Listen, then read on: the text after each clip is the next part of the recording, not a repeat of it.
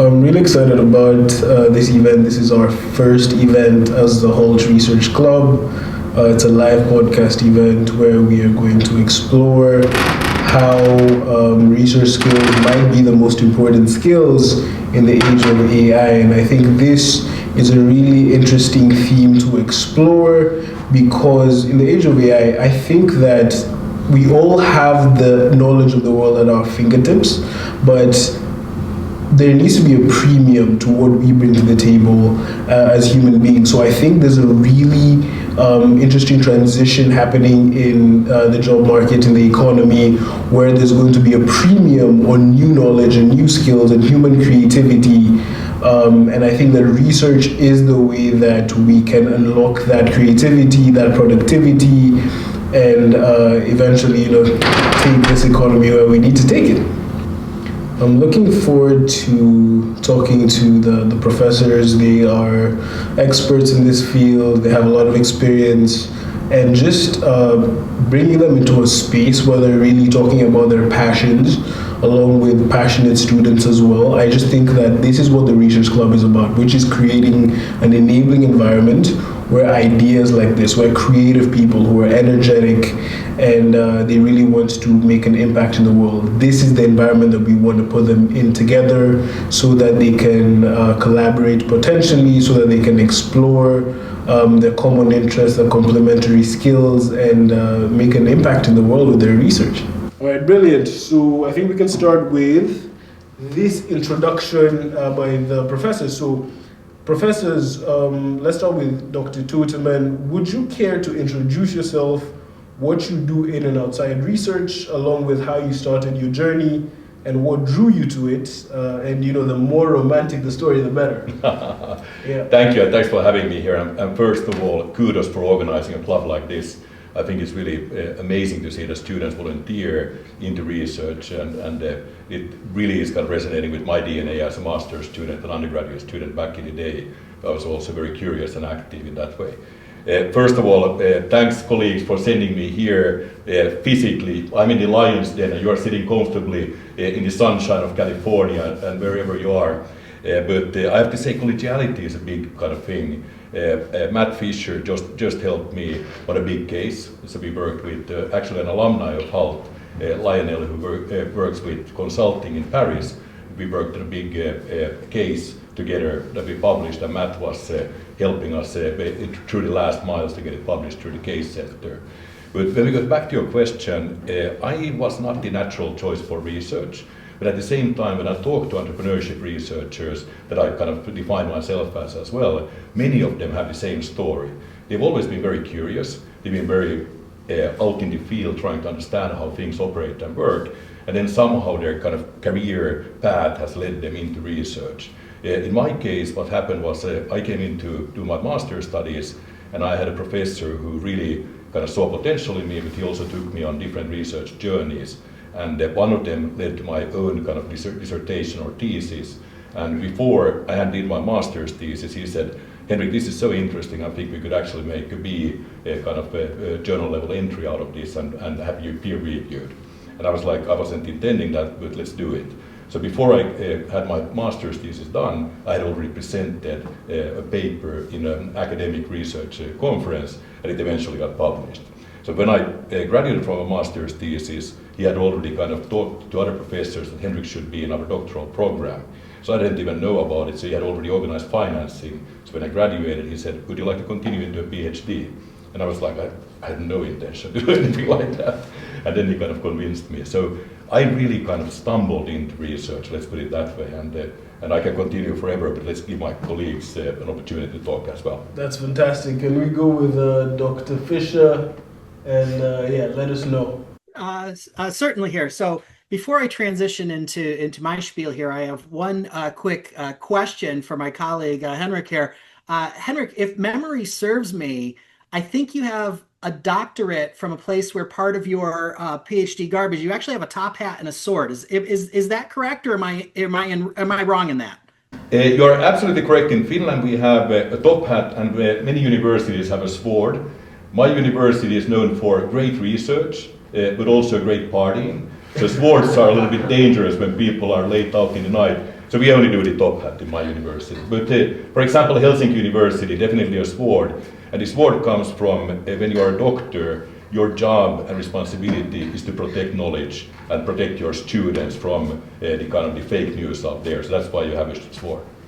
I think more universities should probably do that. That's a good question. I think we should get a Hult That's sword. why I'm Right? asking. Yeah, I feel my university didn't have a top hat or a sword, so I was like, wait, how did I miss out on this? So I would say kind of. In some respects, I'm really glad that Dr. Totterman had mentioned kind of stumbling into research. I, in many ways, followed somewhat of a similar path. I've been an entrepreneur for most all of my professional life, and usually small business entrepreneurship, and it largely came from really kind of I call it a motivated curiosity. One of the reasons that and I'll use this joke sometimes in class with students, is I'll joke that I'm a terrible employee.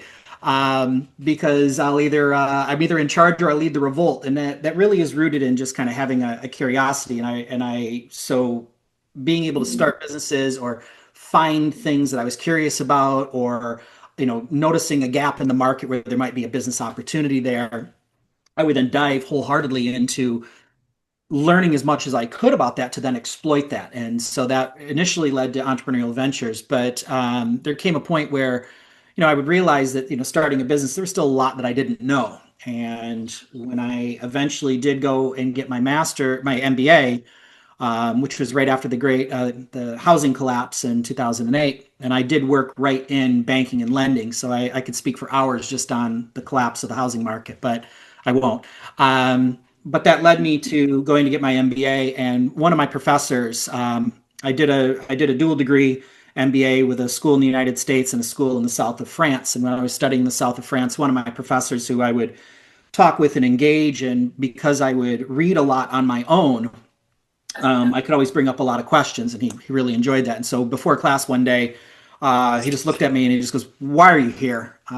You really need to be in a doctoral program." And that was really kind of the start of me having some curiosity to pursuing a doctorate, and pursuing that is doing research and creating knowledge. And Dr. Totterman just mentioned that I helped a little bit with a case study.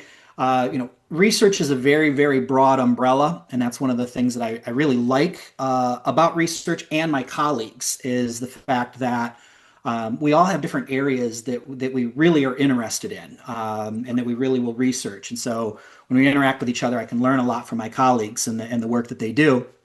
But I, in particular, focus in on case study research and basically teaching case studies. So I am an associate editor for the Case Journal, academic journal publication for case studies. And I also head up and kind of lead Hult Publishing's case study production. So I help advise and give some tips and review a lot of case studies, with the idea that we are creating teaching materials that are a lot more engaged and current and relevant. And the first case study I ever wrote was based upon, at the time, my first case study I wrote was on a company called Shinola Watches. And they were a company that stood out. They were from my home state of, or let me rephrase that, they were headquartered in my home state of Michigan. And they, in a very short period of time, they started a company and a brand. They had no connection to the city, the state, the region, none of the founders, no family. There was literally no connection at all. And yet rapidly this brand had become absolutely beloved. And so I knew in that situation that there was something really curious about what this company was doing.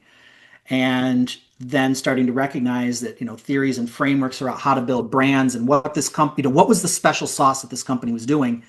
I was curious on that. And so that was where I then really kind of learned how to write case studies and really enjoyed it. And so that's kind of what I focus in on. So I don't do some of the other types of research that some of my colleagues do. I'm kind of more in this little confined area. But it's something that I enjoy doing. And then when I write the cases, I can use them in classes. And I think it's great when my colleagues write case studies, because it's one thing to definitely do research and publish in really, really top grade journals and whatnot. But the only challenge we sometimes have with those is that not a lot of people read it. And so one of the things that I like about doing case study research is I can use it in the classrooms, and students are engaged with it, they read it. And I think it's a missed opportunity when other schools and professors sometimes don't bring their research into the classroom, because sometimes students don't really realize like what professors do.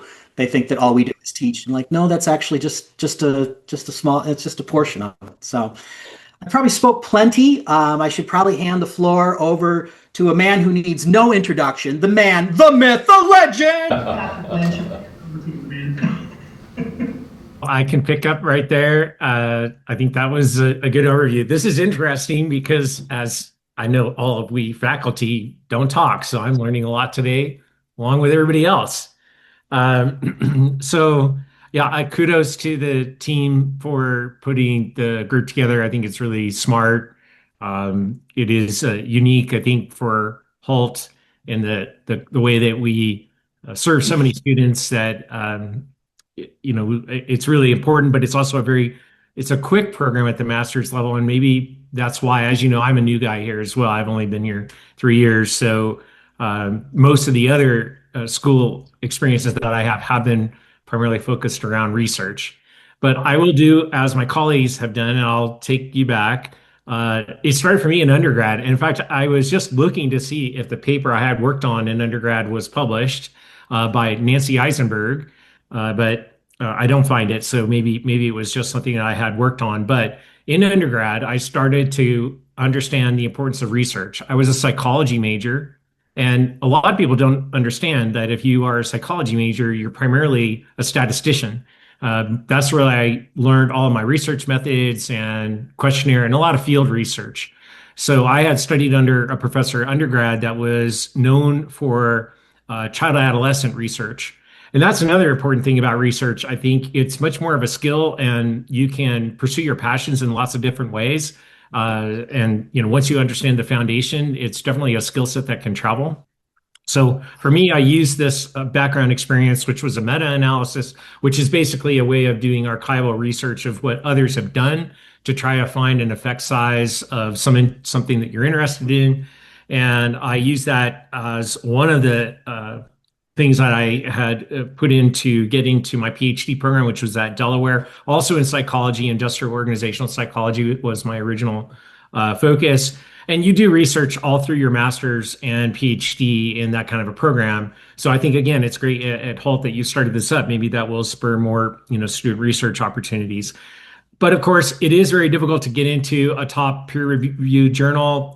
Sometimes now have changed. There are ways that you can, have other avenues to publish research, but you'll learn very quickly that if you do this, and it is one of the benefits of having a case writing contribution, as Matt has shared. Not only is it pragmatic because you can use it in the classroom, but there is some end date, and I'm sure Henrik will agree. It's nice to know when it's finally going to get published, and that can't always be said the same with peer-reviewed academic research. But anyways, I did research in my graduate school looking at how teams were adapting. I did a lot of work in demography. So this is looking at diversity in teams, basically, and how, but there's lots of different types of diversity. A lot of people look at ethnic and cultural diversity. That's part of it, but also there's different ages, there's different levels of tenure, there's different levels of expertise.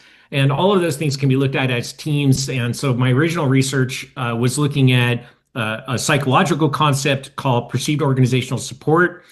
This is evidence that an employee can see whether an organization cares about them. So it could be something like benefits in an organization, but it could be lots of other things. And the original research that I published a lot was on those kinds of things.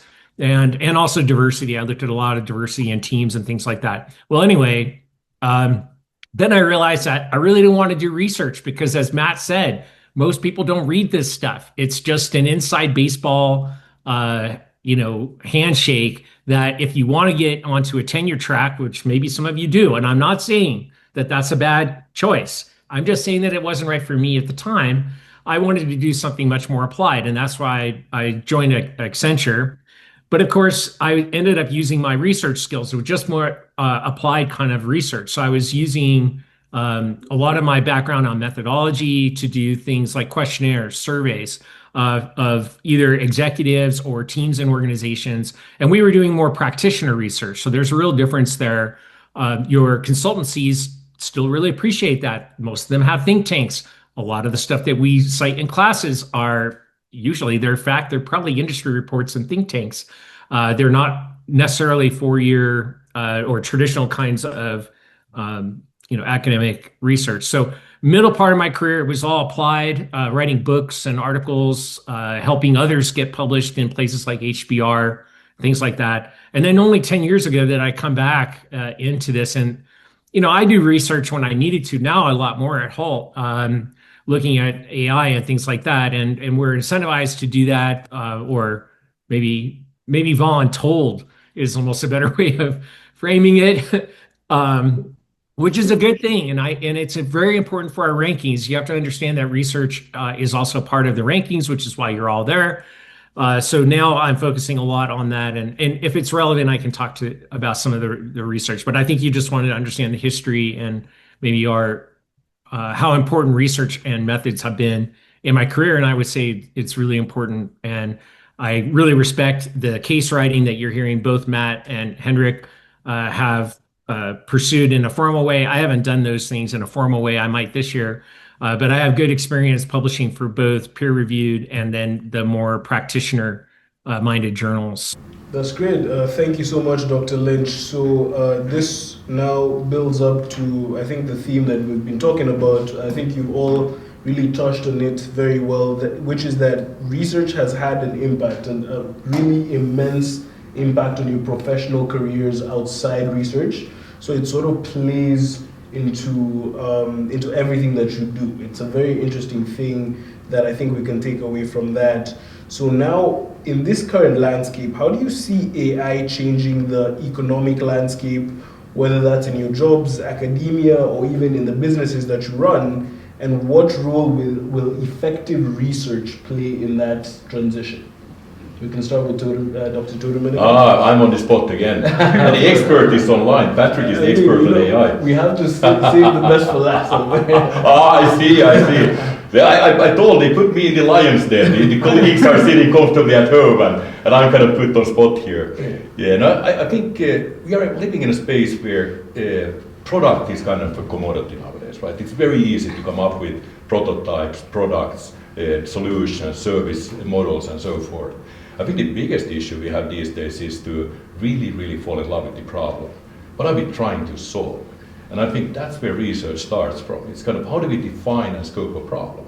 And if I think about my biggest takeaway from my undergraduate, especially undergraduate, but also my kind of master's and kind of my career ever since, has been understanding in any situation, which is often, it's not a kind of a case type of situation, it's often very vague and fuzzy in real life.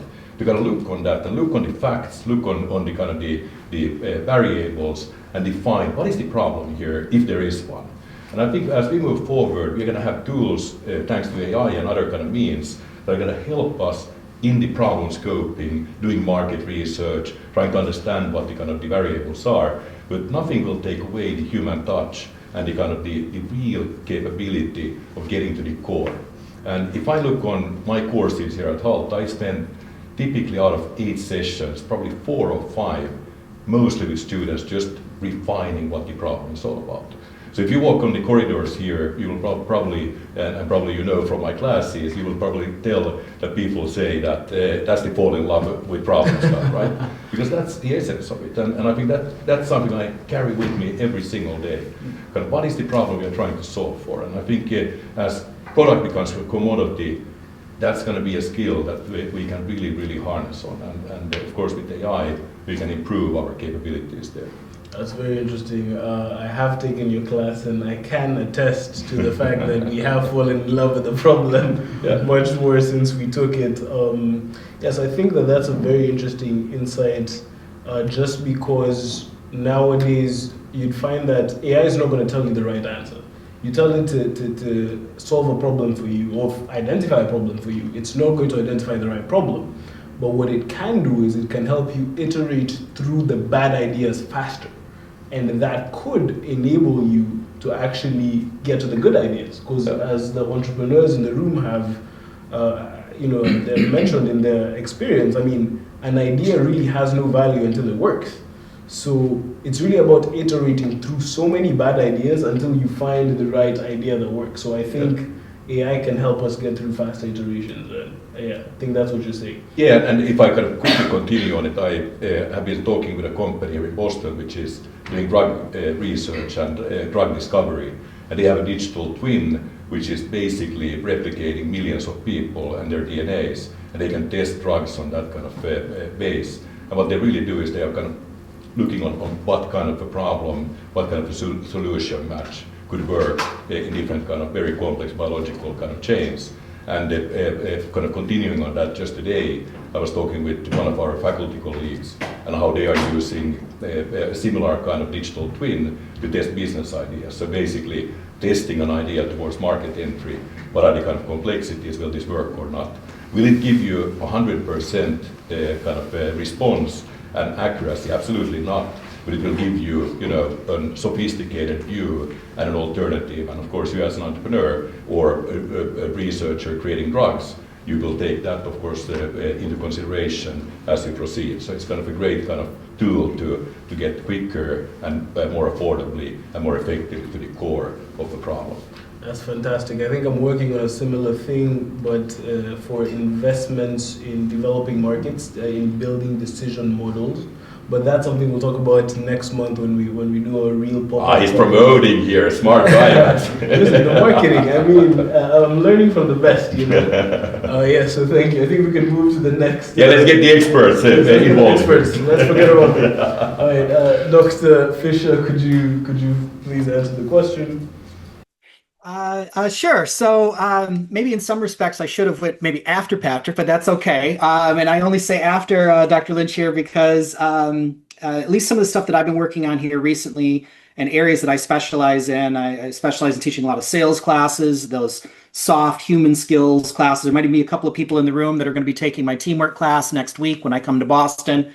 So I teach a lot of the human skill classes. And one of the things that I'm encountering a lot from students is curiosity on AI, and it's rooted in a concern around job loss. And when I'm teaching sales classes, and this is a position paper that I've actually submitted to a conference, I'm just waiting to hear if it gets accepted for the conference in late April, and I'm hoping this paper will turn into a larger article. I put forth a thought experiment to illustrate where even in the scenario of a perfect AI bot, and I since I teach in sales, I go, imagine a perfect AI sales bot. It's completely indistinguishable from a human. It always has immediate access to the information. And in this perfect AI sales bot scenario, it never hallucinates. Why may this company still fail? And so my kind of approach on AI is I do spend a lot of time or efforts thinking about the limitations. So it goes into the macro level here. So as soon as I'm done, I'm waiting for Patrick. He's going to come back in, and I'm sorry, Dr. Lynch, going to come back in and sweep the legs out from under my arguments here. But things like when it comes to sales and we have complex transactions, humans prefer authentic, genuine relationships and interactions. And in certain types of sales transactions, an AI sales bot should absolutely not be deployed. And in fact, it could be very, very harmful to an organization.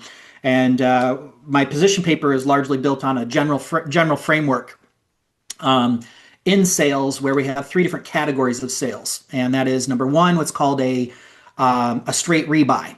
And that's a scenario where, if you're an organization or an office and you need to buy copy paper, you don't need to interact with a salesperson. You can go to an e-commerce channel, and or if there's an AI sales bot, no problem, fine. These are low margin transactions, and from a sales management and organization perspective, you don't want your salespeople spending their time on these low margin transactions that don't add value. So e-commerce or AI sales bot, fine. But if you've got one, do you really need the other? Like if you already got an e-commerce, do you need a bot on there? And I always playfully say to students, Have you ever been to a website where they now have an AI chatbot that takes up like half the screen and you're like, get out of the way? It's not adding any value. Then we have modified rebuys and new task rebuys, new tasks. In new tasks, the organization is putting together a new product. They really quite don't know what they need. And those are the areas where relationships and brand loyalty and customer lifetime value are all enhanced. And these are all going to be rooted in personal relationships. And so my view is AI serves a lot of the tasks, at least in sales, on like helping you craft lists and find prospects and make sure that there's a fit.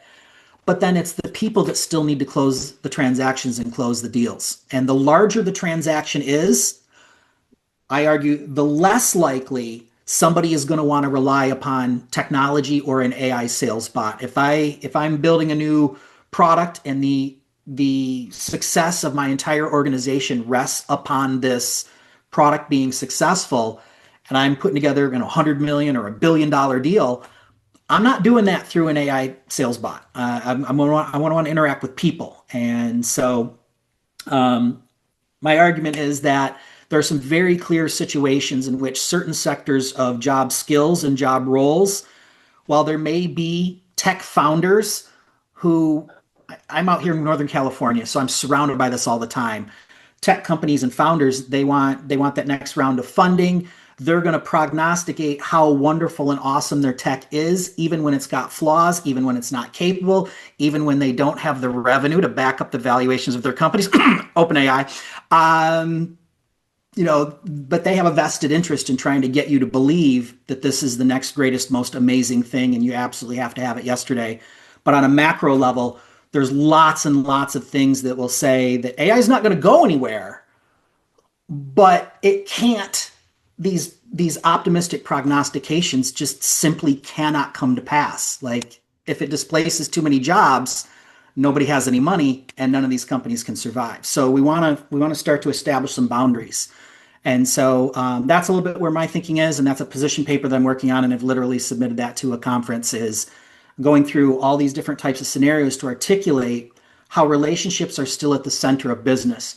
And if you want to have competitive advantages rooted in relationships, then AI is not a good idea for customer-facing roles. Other things, absolutely.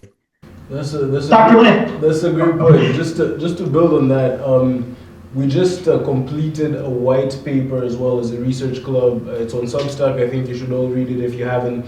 It's really about effective human AI collaboration in research.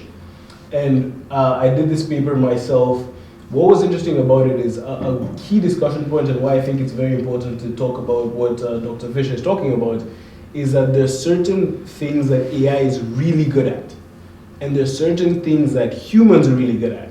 So at this stage, we're really getting to that discovery of what is AI really good at, what are humans really good at, so that us as professionals who are getting into the industry, we need to know what to focus on.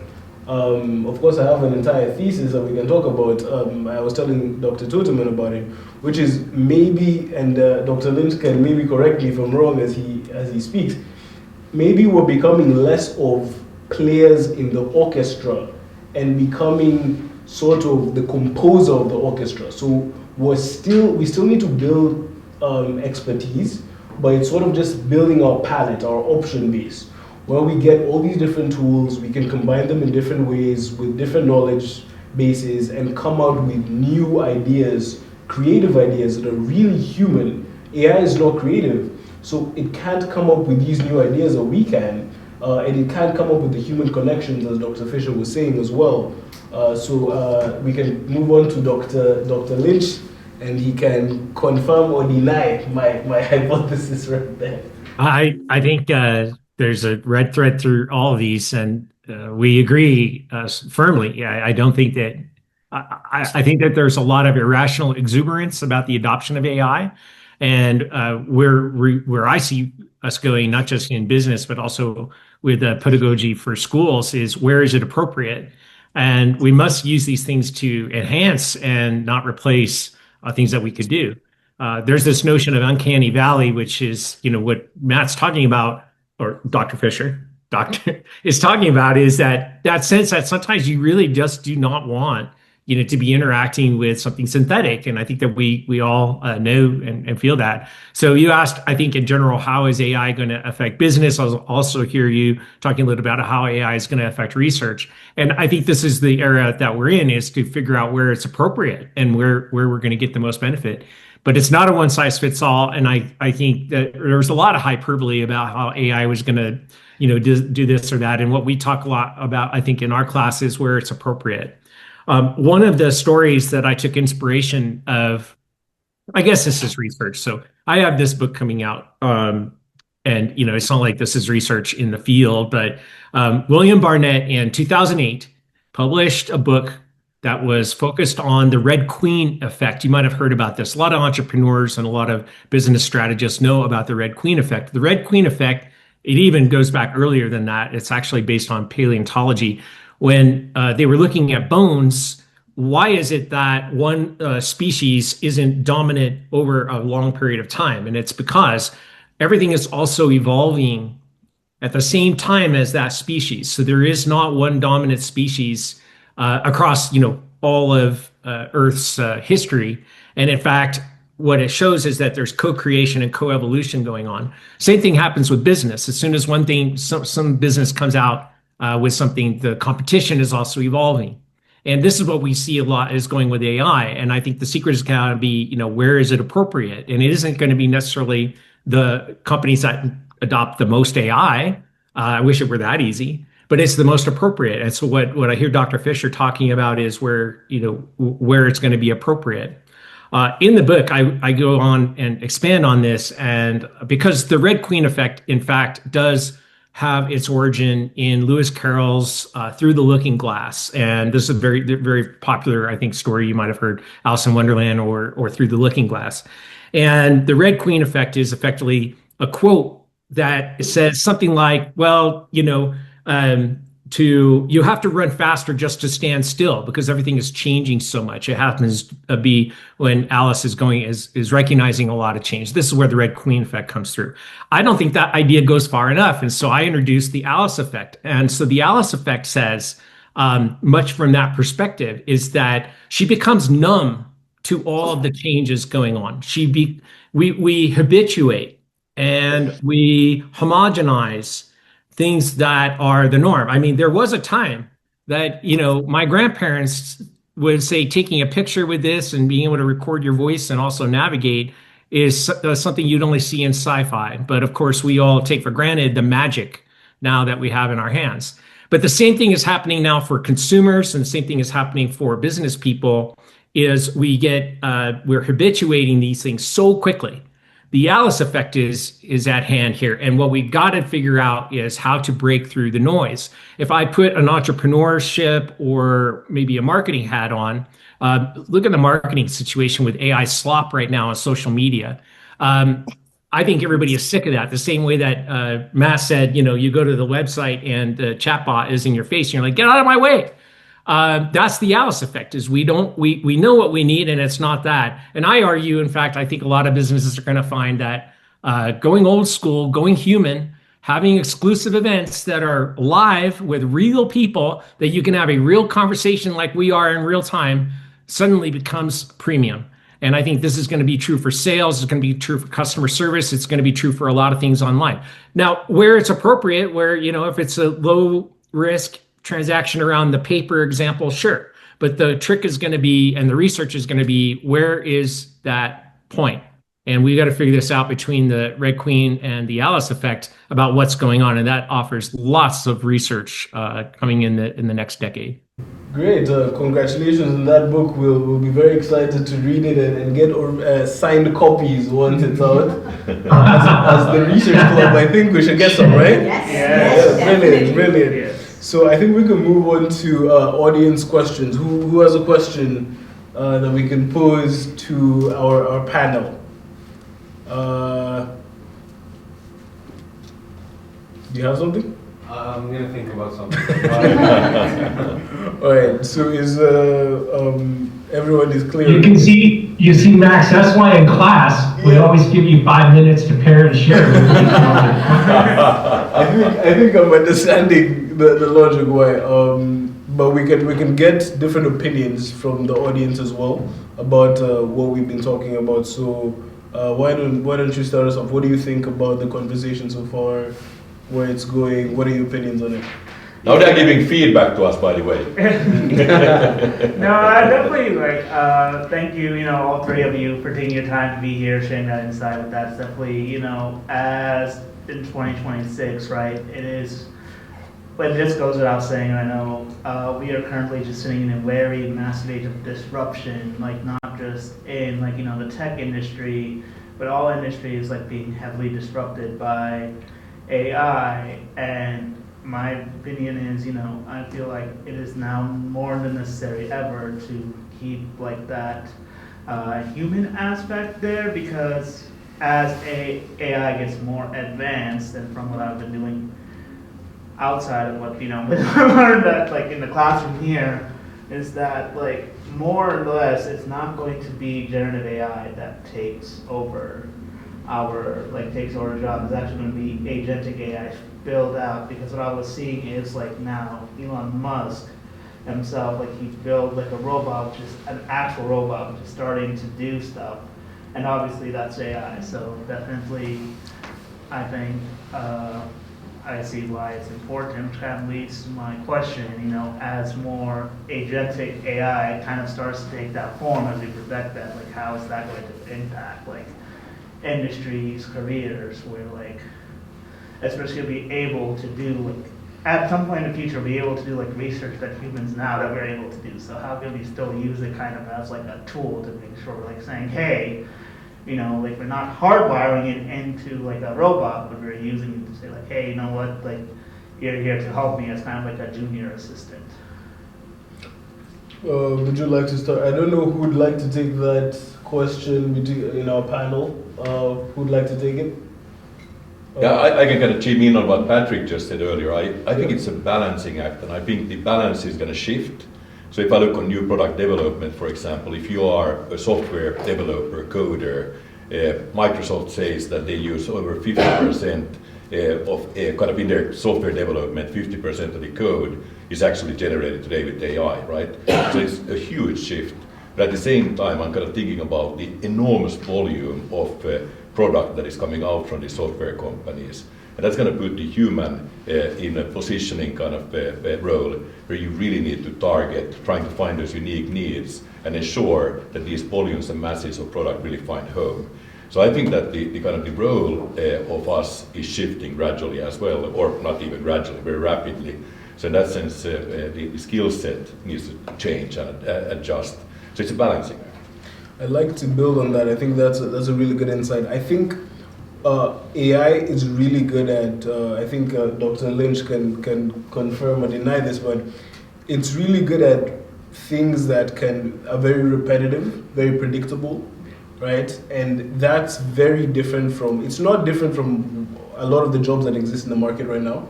There are a lot of jobs that were very algorithmic, very repeatable, very predictable.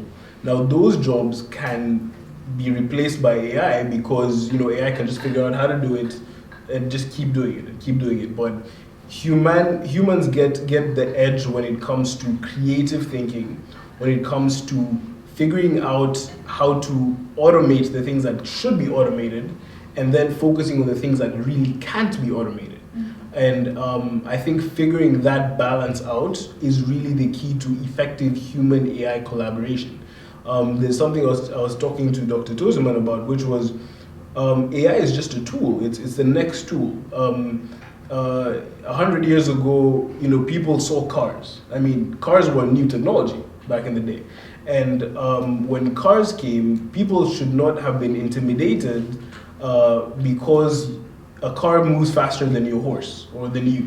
You see, it's just a tool that you use. And you can't expect to do certain things as well as that tool, but there's certain things that you can do better than it, and we can figure that out and plot our approach, right?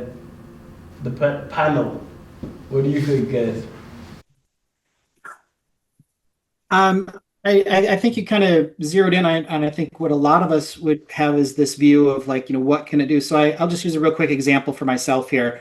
And again, I keep deferring to Dr. Lynch because I always feel like, at least when I'm talking with a lot of my students, so many of them are very, very pro AI that I have to then play the role of the skeptic. And so I always like to make sure they're like, as though I'm going to put forth some skeptical arguments, that doesn't mean that I'm anti-AI. I don't want anyone to draw that erroneous conclusion. But like, AI has been great at helping me do something that as a professor I have to do, which I'll be I can't see Dr. Totterman here, but I'm curious if Dr. Lynch will nod at this one as well, which is like when I need to do a new assignment, we need to put rubrics into Canvas. I hate making those things. They take forever. AI can spit one of those out in seconds, and I have yet to have it give me one that I just blankly use. I've always had to tweak it, but the thing I like to give students a little bit of more confidence on, like when they're always worried about this job loss, I'm like, me being able to get these rubrics done faster, efficiently, and better rubrics than I would have created on my own, that didn't displace a job. I feel bad even admitting this one, but like I would have put together a rubric that would have been, okay, could have been a little more accurate. That would have been deployed. Yeah. So when I have the AI do it, it's not replacing a job. It's just doing a job better that was going to get done anyway. Yeah. It frees up time. So at least I can give you that little scenario where I think that's where it's in many cases a good fit.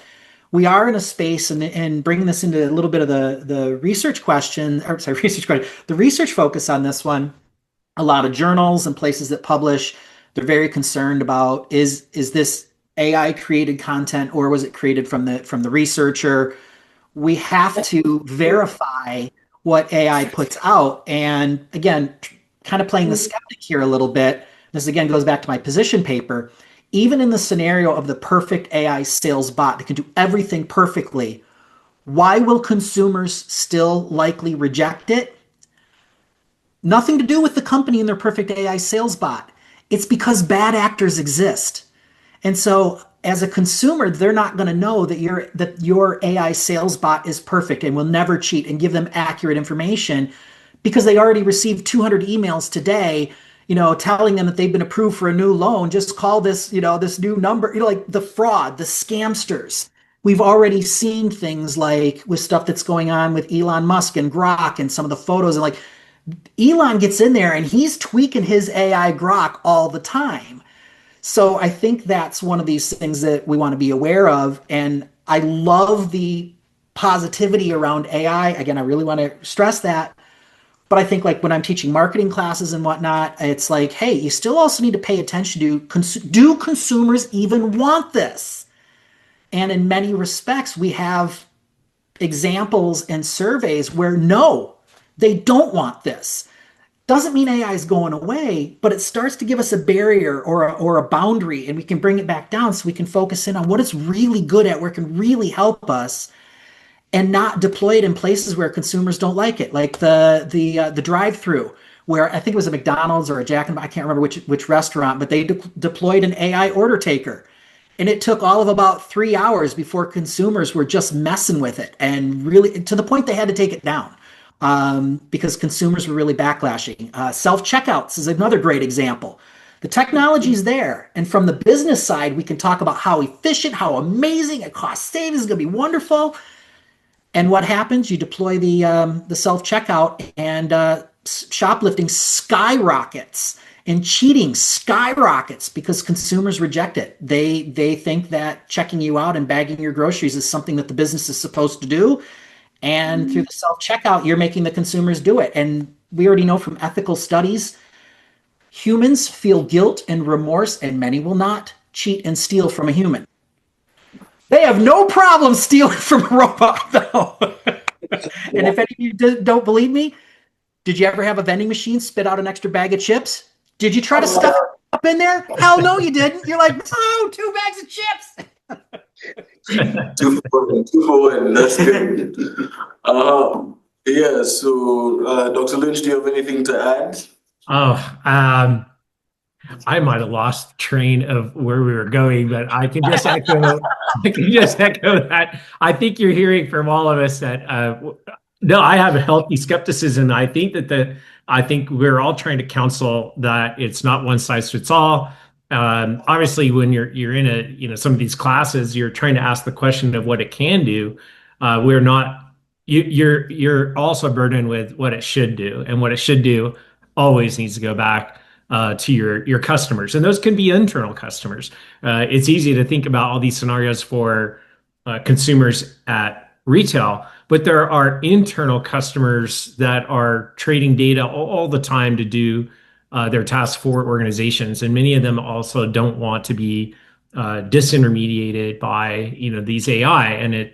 I think there's going to be lots and lots of opportunities for consultants over the next decade, as this is just the next wave of digital transformation, and we're going to need to figure this out. So there's going to be a huge need for research and a huge need for these caveats. And that's opportunity. That's opportunity for all of you, I think, to tap into that. And if you can get some research going, especially if you think that you want to go on and get a PhD, and not necessarily recommending that's for everybody. There's lots of opportunities for you to do things without that. But if you do, you're probably going to be doing some research, and this is a great time to start. Yeah, great. I think that's a great point as we come to a close. Research is really a way to also distinguish yourself. The output that you have can really show, as Dr. Totterman was saying, it can really just show your skills, your creativity, your analytical, all these things we learn in class, statistics and data and, everything that visualization, all that comes into play if you actually have output through research. Yes, Phaedra. With everything I've heard, I'm sorry I was a little bit late. I was in a meeting with another health professor. Sure. And he's very he's very Alice, if I would say it. He uses Microsoft Access, if you know what that means. No. Yeah, that's what yeah. But I was reading a book of Christina Garland, the one that did her book publishing here. And it's very recent, and she talks about customer brand relationships. So basically, the marketing, but then with the customers. And I was also trying to figure out how does AI, have an impact in this. And I also hate the AI chatbots, like Matthew Fisher also just said. And what I think she's trying to get with this is that we still need people with empathy, but using AI and the data to find where we can apply our empathy. And I thought it was kind of an interesting way, because empathy happens, or where you can interact with empathy, it happens very random, you talk with your client and out of conversation there's a problem that arises and you act upon it. And it's random. And I think maybe AI could help with that, just to find it, but not to solve it primarily. And my question is, do you think AI will ever get this empathy to customers? I think that goes to the technologists of the group. Maybe Dr. Lynch? Yeah. Well, you're hitting on empathy is the highest level of interaction that is classified for a chatbot. Short of the embodied AI, which is when you're talking about the robots, they'd have to have all those skills plus more to have independent. So no, I think you're right. You're hitting on, I think, the same thing that Dr. Fisher would agree. The reason why you don't want everything to be interacted with a chatbot is there's a role for sales, there's a role for marketing, there's a role for customer service. And it is either going to differentiate those companies who find an efficient way of doing that in an authentic way. It will still be appreciated by your human customers. That's another thing I think we have to think about, is there going to be a lot of economy that is more bot to bot commerce. So don't count that out. There certainly is a need in marketing now. We're moving beyond search engine optimization and moving into bot or agentic optimization, which is entirely different. But anyway, for good old commerce that do involve interpersonal interactions, I think that that's the tall order, and some people are chasing that. Some people believe that having some kind of AGI, the all-knowing, AI is ahead of us, and those people believe that it is going to be replacing a lot of interactions. I guess I am as skeptical as anybody about getting to that. And whether or not we get to that, I still think there's going to be a need for other interpersonal interactions, just because we're built on this biology with a certain psychology, and we appreciate that. That's why you like interpersonal interactions. That's why we have in-person classes. We're not all still on Zoom for most of the classes, unless you're choosing to do that. But you see that there is choice. I mean, I have a class, Matt has a class on Coursera as well. Some people want to interact with, asynchronously versus synchronously, but there's a premium for that, and you are all paying for that. So I think that we're going to use research, and you're going to see lots of opportunities in the next decade that are going to finding out where this is appropriate and what those capabilities are. But certainly the empathetic AI is very high on the list, and we're not quite there.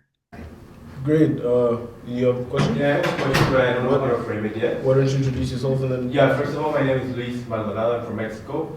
And I wanted to ask about if any of you have heard about the novel Scary Smart by Mo Galgal. No. Okay, so it's I haven't read the book personally, but I heard it in a podcast. He's an AI expert, and from what I understand, he discusses many points about AI robots overtaking society. And I just wanted to hear your point of view, whether that be Professor Totterman, Professor Lynch, or Dr. Matthew, even the students. I think back when I was a kid or kind of in my high school studies, it was a discussion of the paperless office. PC will take over the world, and a country like Finland with paper was a big concern, right? And yes, we have refused using paper, but it hasn't taken away, and we are still, masses of books and stuff around. So I think AI is going to be a collaborative part, and I think kind of answering Pedra's question, I think if you think about the calling into a teleoperator or a bank and waiting half an hour on the line and being really super frustrated, listening to crap music, and then it suddenly kind of cuts off, you have to call in again. I don't think empathy is the right word, but I think I really enjoy the fact that an AI instantly tells me, we have a long line, when would it be suitable to call you back? Yes. Right? Yes. And if you say X, Y, Z, perfect, a human being will call you. Yeah. So then you kind of put the empathy from a human being in a very effective kind of space and cut for both parties the wait time. And that's something I appreciate highly. Yeah, I appreciate that too. Yeah, no, that's nice. So it's a collaborative tool. Yeah. Empathy in that scenario is the human. The human is programmed. Yeah, because they implemented it this way. Yeah, I agree. But it's those moments that matter, the touch points that matter. Exactly. And it's a human applying their empathy to use this tool to solve the problem of the customer in the most effective way. Yeah.